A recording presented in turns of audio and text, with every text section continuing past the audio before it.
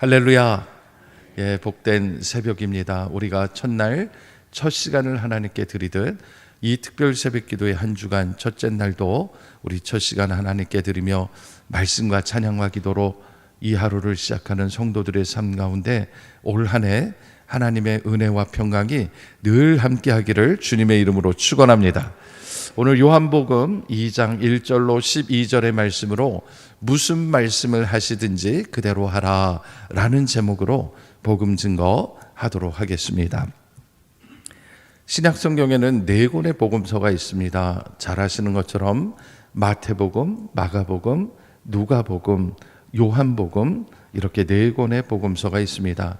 이 4복음서 모두 예수 그리스도가 누구신가를 증거하며 우리에게 가장 복된 소식은 예수님이 우리의 구주시라는 거예요. 그래서 이 복음을 증거하는데 특별히 요한복음은 4복음서 가운데 가장 마지막에 기록된 복음서로 어찌 보면 복음서의 완결편이다라고 할 수 있을 정도로 예수님이 누구신지를 가장 분명하고 정확하게 기록한 복음서라고 이야기할 수 있습니다.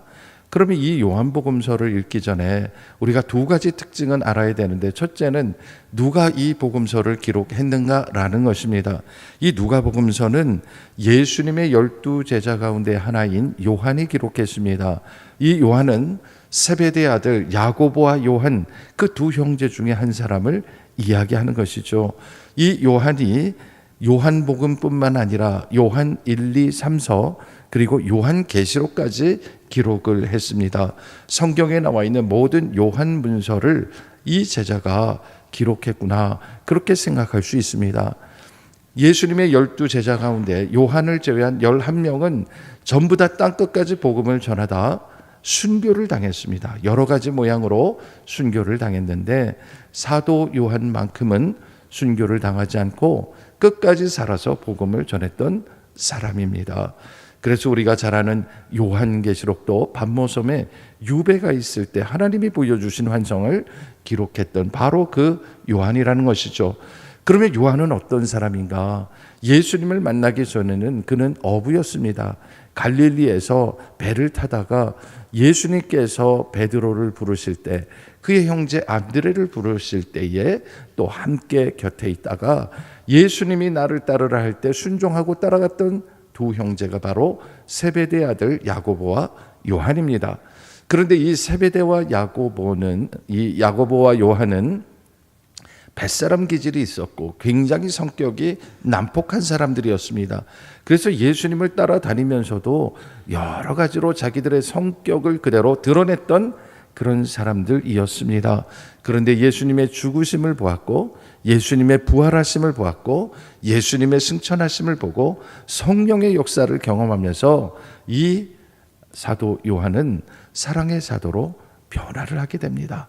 그래서 그의 입에서 언제나 저주와 그리고 파괴와 모든 것들을 멸절하는 그런 이야기를 하던 사람이 어느 순간부터는 그의 입에서 모든 것을 예수 그리스도의 사랑으로 해석하고 예수 그리스도의 사랑이 결국 우리를 구원에 이르게 함을 증거하는 사랑의 사도가 되었다 하는 것을 보면서 이 요한복음 전체가 하나님이 사랑이시구나, 하나님이 우리에게 그 사랑을 확증하신 것이 바로 예수 그리스도구나 하는 주제를 담게 된 이유가 거기에 있는 것입니다. 2번째로 이 요한복음의 특징은 예수님이 누군가를 다른 복음서보다 더 깊이, 더 넓게, 더 높이 증거했다라는 것입니다. 특별히 요한복음 1장 1절부터 18절까지의 말씀을 통해서 태초의 말씀이 계시니라 하면서 태초부터 계셨던 그 로고스 말씀이 예수 그리스도이심을 증거하면서 말씀이 육신이 되어 우리 가운데 오신 예수 그리스도, 그분이 하나님 자신이다. 우리가 하나님의 아들이라고 고백하지만 사실은 그분은 하나님과 동등된 분이다라는 것을 증거한 것이 바로 요한복음이 되는 것입니다. 그래서 그 요한복음에 이 땅에 참 빛으로 오신 것을 증거하기 위해서 광야에서 외치는 소리 같은 사람이 있으니 그가 바로 세례 요한이었고, 세례 요한을 따르던 제자들부터 시작해서 예수님이 이 땅에 어린 양 예수 그리스도로 세상 죄를 지고 가는 하나님의 어린 양으로 오셨음을 증거할 때에 이제 예수님을 따라다니는 제자들이 나타나게 됐다고 요한복음 1장 말미에서 기록하고 있는 것입니다. 그렇다면 오늘 요한복음 2장으로 넘어가면서 이제 드디어 예수님의 갈릴리에서의 공생애가 시작되는 것을 기록하는데, 다른 복음서와 달리 요한복음에서는 예수님의 7가지 표적을 통해서 예수님이 누구신지를 증거하는 것을 보게 되는데, 오늘 그 첫 번째 시간이 되는 것이에요. 오늘 우리가 잘 아는 대로 예수님께서 갈릴리 가나의 혼인잔치에 청함을 받고 가셨습니다. 갈릴리 가나는 우리 예수님께서 나시고 자라셨던 나사렛이라는 동네에서 한 6km 정도 떨어진 그런 곳인데, 그곳에 잔치가 있었나 봐요. 거기에 예수님의 어머니도 가셨고 예수님도 가셨고 예수님의 제자들도 함께 그 자리에 갔다 했습니다. 문제는 잔치집에 있어야 할 것이 떨어지는 상황을 오늘 보게 되는 것입니다. 여러분, 오늘 본문 말씀 3절을 보시기 바랍니다. 2절 3절 이어서 읽어볼게요. 예수와 그 제자들도 혼례의 청함을 받았더니 무엇이 떨어진지라? 포도주가 떨어진지라 했어요. 여러분, 우리의 인간적인 잔치에서도 굉장히 중요한 그런 음식 가운데 하나로 포도주를 생각하게 되는데, 이 포도주가 떨어졌다라는 것은 이제 잔치가 다 끝났다, 이 잔치는 더 이상 의미가 없다라는 것을 상징하는 이야기이기도 하고, 또 하나는 왜 하필 많은 음식 중에 포도주가 떨어졌다고 얘기를 했을까? 이게 그냥 우연히 주신 게 아니라 이것은 하나님이 주신 말씀 속에서 해석을 해야 이해가 되는 것입니다. 그래서 구약 성경에 여러 이야기 중에 2곳을 우리가 기억해 보겠는데, 여러분 잘 아시는 시편 23편 5절 말씀을 아마 기억하실 거예요. 시편 23편 5절 말씀, 주께서 내 원수의 목전에서 내게 상을 차려주시고 기름을 내 머리에 부으셨으니 내 잔이 넘치나이다 그랬습니다. 시편 23편 5절을 보면 하나님께서 나를 위해서 원수 앞에서 잔치를 베풀어 주실 건데, 그 잔치의 특징이 뭡니까? 그 잔치의 특징은 내 잔이 넘치는 거예요. 잔이 넘친다는 걸 한번 생각해 보세요. 부족함이 없도록 하나님께서 다 채워주신다는 거예요. 그게 하나님의 잔치의 특징입니다. 그런데 인간의 잔치는 포도주가 떨어지게 돼 있다라는 것입니다. 또 하나는 때에 대한 이야기입니다. 이사야 25장 6절 말씀을 찾아보면 잔치가 하나님께서 베푸실 때 일어날 잔치를 이렇게 얘기했습니다. 만군의 여호와께서 이 산에서 만민을 위하여 기름진 것과 오래 저장하였던 포도주로 연회를 베푸시리니 곧 골수가 가득한 기름진 것과 오래 저장하였고 맑은 포도주로 하실 것이라 했습니다. 그러니 이사야 25장 6절에 하나님께서 우리 가운데 오셔서 하나님이 이 산에서 우리를 위하여 잔치를 베푸실 때는 온갖 기름진 것으로 우리를 초대하실 것이고, 오래 묵혔던 아주 좋은 포도주로 우리를 만족하게 하실 것이라는 예언의 말씀이 있는 것이죠. 이 예언의 말씀이 이루어지기 위해서 지금 가나의 혼인잔치에 포도주가 떨어진 상황이 벌어졌다, 그렇게 이해를 할 수가 있는 것입니다. 여러분, 이때에 예수님의 어머니께서 예수님에게 말씀하시죠. 저들에게 포도주가 없다. 바꿔 말하면 이 사람들 잔치는 이제 끝났다, 그렇게 얘기를 하신 거죠. 그랬더니 예수님이 왜 나한테 이런 얘기를 하십니까? 라고 하며 내 때가 아직 이르지 아니하였다라고 얘기하는 것은 말씀드린 대로 이사야 25장 6절 말씀처럼 만군의 여호와 하나님께서 우리에게 잔치를 베푸실 때가 이때인지 아닌지 우리는 알지 못하지만 예수님께서는 이 일을 행하시기 전까지는 아니라고 얘기하시고, 그리고 행동을 통해서 그때가 시작이 됐다. 만군의 여호와께서 행하신 일이다. 바꿔 말하면 예수님이 하신 일은 하나님이 하시는 일이다 라는 것을 우리에게 보여주신 것입니다. 그러자 그의 어머니께서 누구에게 얘기했어요? 하인들에게 얘기했습니다. 뭐라고 얘기했냐면 너희에게 무슨 말씀을 하시든지 그대로 하라 했어요. 예수님의 어머님의 고백이지만 이 고백은 놀라운 고백입니다. 여러분 저를 한 번만 따라 하시기 바랍니다. 너희에게 무슨 말씀을 하시든지 그대로 하라. 아멘. 여러분 올 한 해 우리가 성령 충만함을 얻게 되면 우리가 달라지는 게 뭐냐면 하나님께서, 우리 주님께서, 성령님께서 무슨 말씀을 하시든지 우리는 그대로 행하는 믿음과 순종의 소유자가 될 줄로 믿으시기 바랍니다. 그렇게 얘기를 했어요. 그러자 예수님께서 거기에 있는 정결 예식을 따라 두세 통들은 돌 항아리 6을 놓인 걸 보셨겠죠. 여러분 이 이야기가 갑자기 나오는 게 아닙니다. 왜 돌 항아리에 이 유대인의 정결 예식을 따라 두세 통 든다라고 얘기를 했을까요? 여러분 이 이야기는 집집마다, 잔치집마다 유대인의 정결 예식을 위해서 이렇게 바가지 같은 걸로 떠서 손을 한번 흘려서 닦는, 물을 담아두는 통이 있습니다. 들어갈 때마다 하는 겁니다. 손발을 닦는 겁니다. 아무리 닦아도 매번 들어가도 또 닦아야 되고 또 정결해줘야 하고 또 더러워지고 죄짓고 또 회개하고 죄짓고 회개하고, 그렇게 반복되는 역사를 상징하는 거죠. 바로 유대교를 이야기하는 것입니다. 바로 그런 정결 예식에 쓰이는 돌 항아리가 있는데 두세 통 정도 든다라는 것은 한 100리터 정도 들어간다라고 생각하시면 될 것 같아요. 그런 큰 항아리가 6개가 있었지만 지금 포도주가 떨어진 상황과는 아무 상관이 없는 거예요.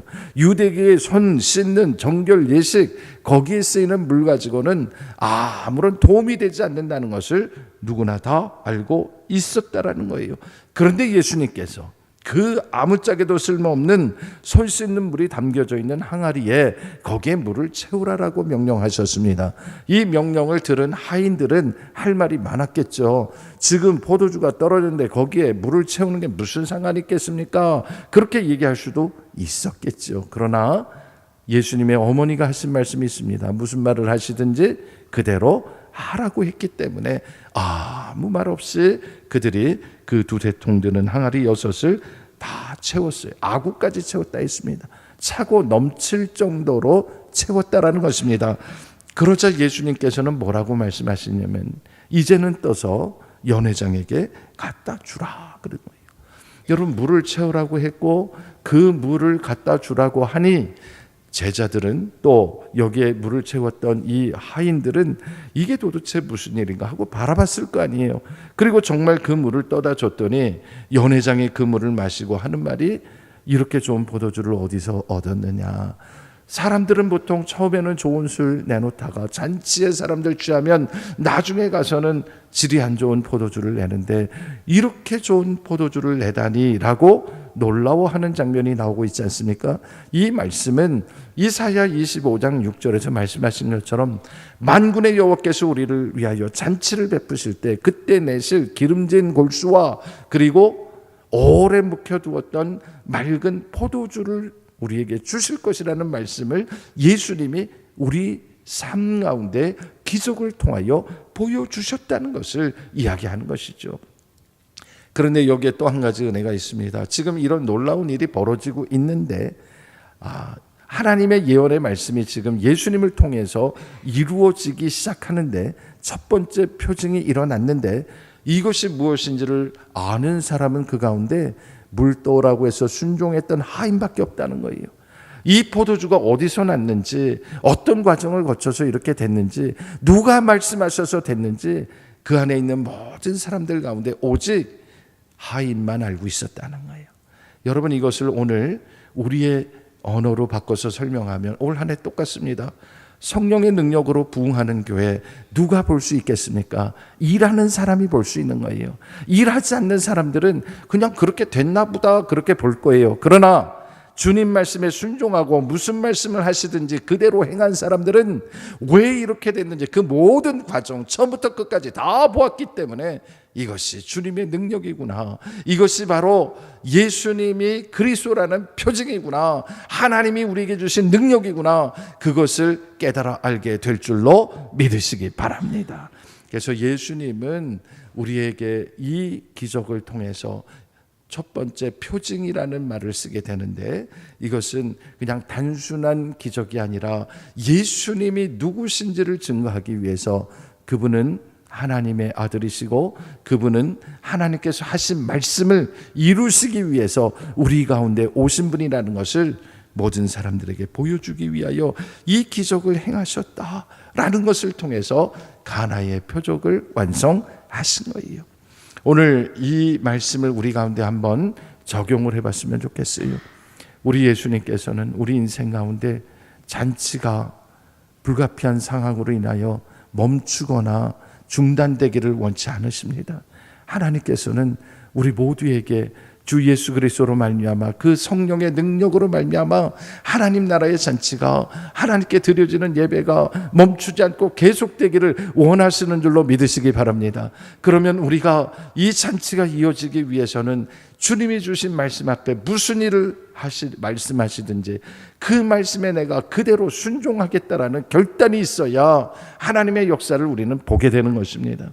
올 한 해 우리 앞에 어떤 일이 펼쳐질지 모르지만 저는 한 가지 확신이 있습니다. 저는 하나님이 주신 말씀 앞에 끝까지 순종하고 하나님 말씀만 붙들고 갈 거예요. 하나님이 주신 말씀, 여러분 세상이 아무리 혼란해도 여러분 저 아시잖아요. 저는 이 편도 저 편도 아니에요. 저는 오직 예수 그리스도 편이에요. 저와 함께 이 속초중앙교회 모든 성도들은 올 한 해 예수 그리스도 복음만 더 깊이 붙드시고 예수님 붙들고 승리하는 거룩한 성도 되기를 주의 이름으로 축원합니다. 그렇게 될 때 주님은 우리에게 부흥을 허락하실 거예요. 성령으로 충만한 것은 무슨 말씀을 하시든지 그 말씀에 내가 따르겠다, 순종하겠다고 할 때 하나님이 주시는 선물이에요.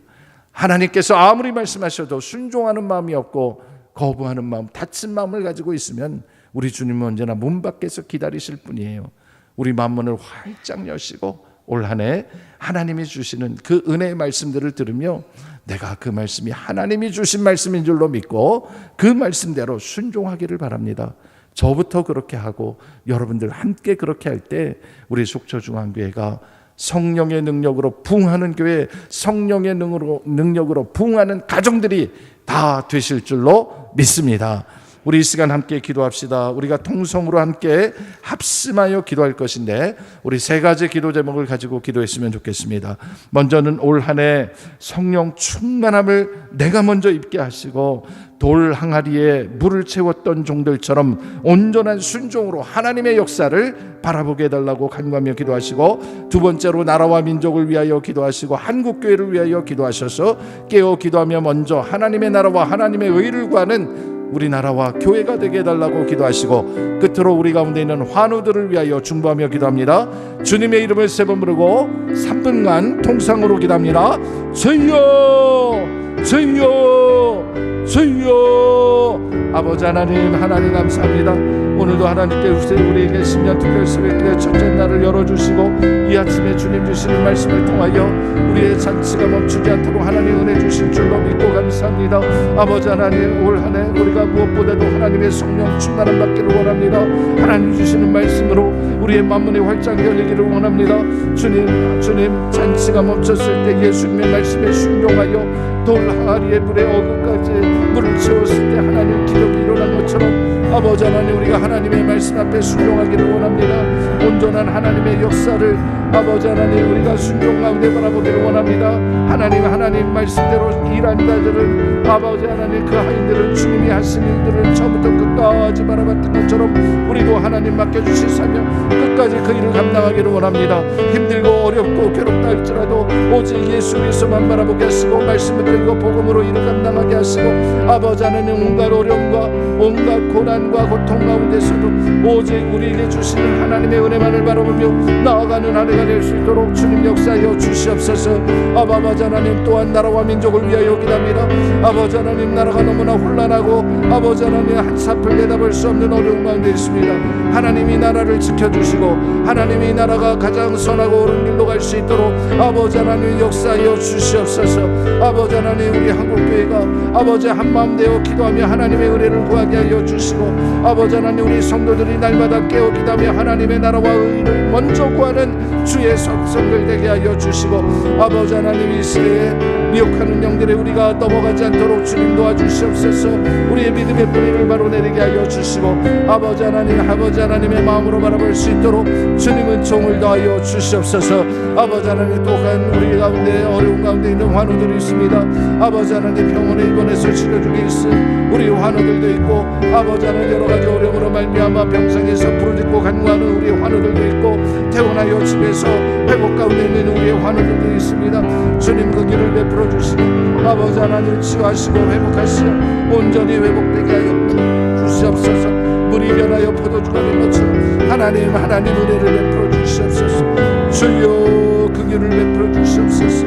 주님 우리를 만져 주시옵소서. 우리를 치유하여 주시옵소서. 우리를 통하여 역사하여 주시옵소서. 주님 은혜를 베풀어 주시옵소서. 참 좋으신 아버지 하나님, 우리가 올 한 해 물이 변하여 포도주가 된 것처럼 예수님 말씀하시니 그 말씀대로 순종하니 하나님의 변화와 역사를 경험할 수 있도록 우리에게 성령으로 충만케 하여 주시옵소서.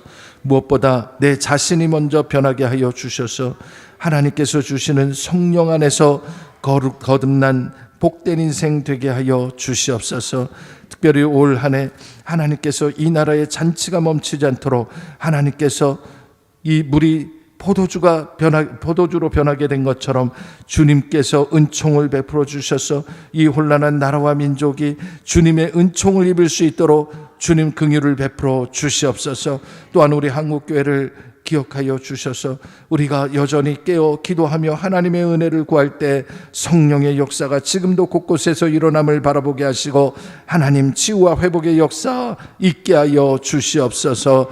아버지 하나님, 바라기는 이 아침에 주님 앞에 나와 부르짖는 여러 가지 간구의 기도 있습니다. 주님께서 그 모든 기도 제목 아시오니 들어응답하여 주시되, 특별히 병상에서 부르짖고 주님 앞에 엎드리는 환우들을 기억하여 주셔서 주님 치유의 손길로 만져주시고 고쳐주시옵소서. 현대의학의 길로는 도저히 취할 길이 없지만 우리 주님은 치유하시고 회복하시는 줄로 믿사오니 믿음으로 나아가게 하여 주시고 온전한 회복을 얻게 하여 주시옵소서. 또한 병상에 있는 가족들로 말미암아 어려운 가운데 있는 여러 가족들 기억하셔서 끝까지 인내하고 참고 견디며 사랑으로 섬길 수 있도록 또한 지혜를 더하여 주시옵소서.